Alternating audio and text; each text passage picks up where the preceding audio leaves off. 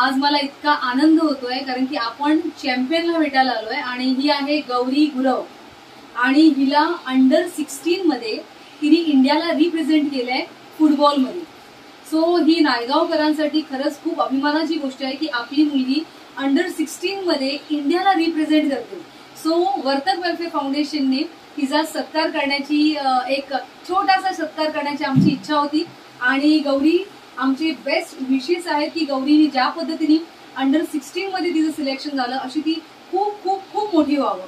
आणि मला इतरांना पण हे सांगायचे की आपल्याकडे एक मोठा तारा आहे नायगावमध्ये, तर सर्वांनी तिला अप्रिशिएट हे केलंच पाहिजे.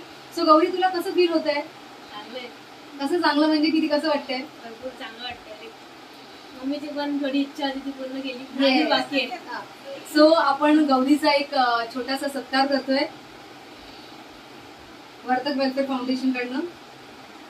गौरी अशीच तू खूप मोठी हो, यशस्वी हो.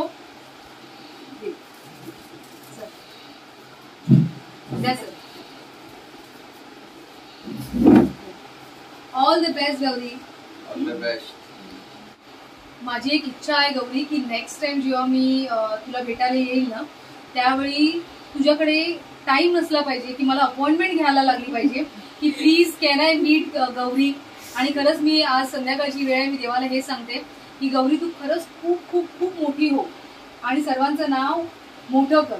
आणि मी सर तुम्हाला सांगते की तुम्ही काहीतरी आपल्या गौरीबद्दल बोला.